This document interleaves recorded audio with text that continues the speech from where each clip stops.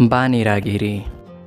बानीरा गिरीको जन्म सन् 1946 अप्रिल 11 अर्थात् विक्रम सम्वत 2003 वैशाख 22 गते शनिबार भएको हो।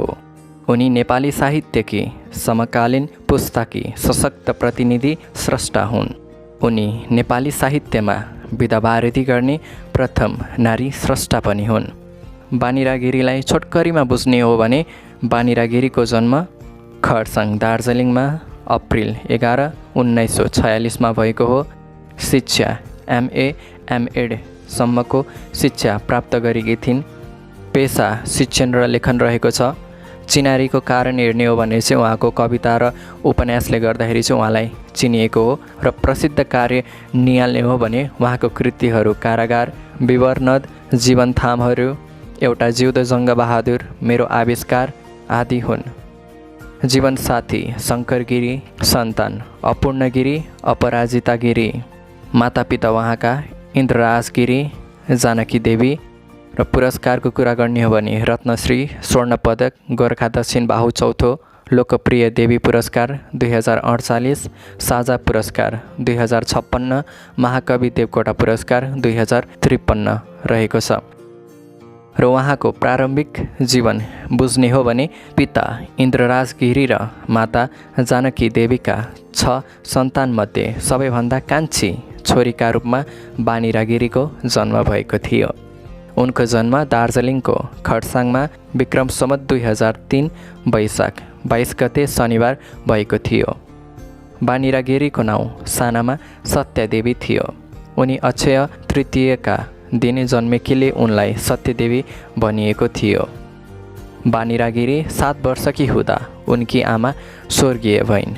त्यसपछि उनका बुबाले छोरीलाई बोकी बोकी हिँडे। छोरीको पढाइ लेखाइबाट इन्द्रराज गिरी धेरै सन्तुष्ट थिए।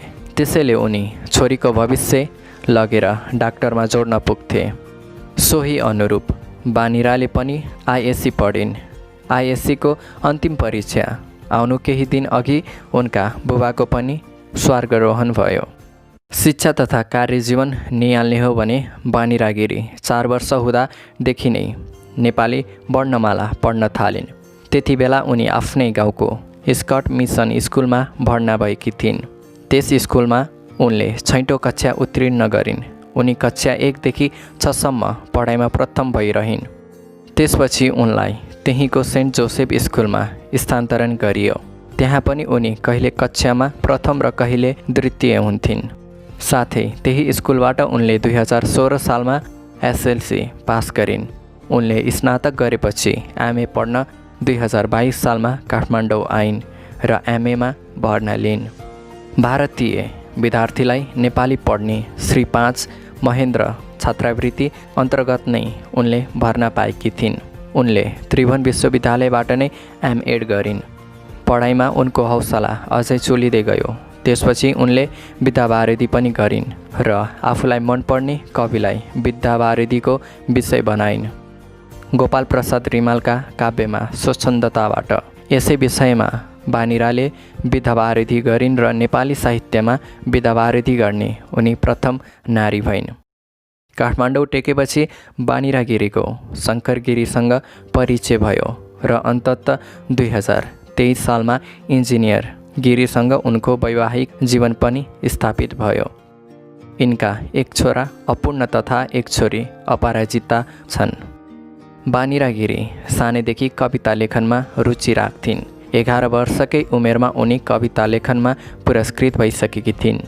उनका विषयमा ईश्वर वल्लभले भनेका थिए, बहिनी बानीरा एउटा सशक्त कवयित्री हुन्। उनको भविष्यको काव्य भूमिको राप मैले त्यतिबेलै देखेको थिएँ। त्यसैले आगमन सिंह गिरीले आयोजना गरेको कवि गोष्ठीमा मैले उनलाई पुरस्कार स्वरूप केही कृति दिएको थिएँ। उनी जसरी कथा कविता लेख्थिन् त्यसै गरी स्कुलमा आयोजित सांस्कृतिक कार्यक्रममा सहजतापूर्वक भाग लिने गर्थिन्। तेस्रो कक्षामा उनले सर्वप्रथम कलाकारको भूमिका पनि निर्वाह गरेकी थिइन्। चौथो कक्षामा पनि यिनले नाटकका आफ्नो भूमिका देखाएकी थिइन्। चाहे वक्तृत्व कलामा होस्, चाहे गायनमा होस्, चाहे नृत्यमा होस् र चाहे नाटकमा होस्, जुनसुकै विषयमा भाग लिए पनि उनी प्रतियोगितामा प्रथम हुन्थिन् र कहीँ कतै द्वितीय पनि हुन्थिन्। कविता प्रतियोगितामा पनि उनको स्तर अग्रपङ्क्तिमा नै हुन्थ्यो। यिनी आफू मात्र कविता लेख्थिनन्, अरूलाई पनि प्रोत्साहन दिन्थिन्। उदाहरणका लागि भन्ने हो भने त्यसबेला यिनले मुटु 9 को भित्तेपत्रिकामा पनि निकालिन्। 11 वर्षको उमेरमा उनी भित्तेपत्रिका सम्पादन र प्रकाशन पनि गर्थिन्। बानिरा गिरीले बाल्यकालदेखि नै आफूलाई साहित्यतर्फ लगाए तापनि पहिलोपल्ट उनको औपचारिक कविता 2020 सालमा छापिएको थियो। DK खालिङको सम्पादनमा दार्जिलिङबाट प्रकाशित दियोमा मेरो साथी छ शीर्षक कविता छापिएपछि उनी जनसमक्ष प्रस्तुत भएकी हुन्। त्यसपछि उनी कविता लेखनमा क्रमशः चम्कदै गइन्। दार्जिलिङमा विभिन्न पत्रपत्रिका अतिरिक्त काठमाडौँका पनि अनगिन्ती पत्रपत्रिकामा उनका रचनाहरू प्रकाशित भइरहे। कृतिकारका रूपमा चाहिँ उनी 2031 सालमा देखा परिन्। त्यति बेला उनको एउटा जिङ्गो जङ्ग बहादुर नामक कविता सङ्ग्रह प्रकाशित भयो। त्यसपछि 2034 सालमा यिनको अर्को कविता सङ्ग्रह प्रकाशित भयो, जीवन थामहरू। अनि 2035 सालमा उनको कारागार नामक उपन्यास प्रकाशनमा आयो। मेरो आविष्कार नामक उनको आत्मकाव्य पनि 2034 सालमा प्रकाशित भयो।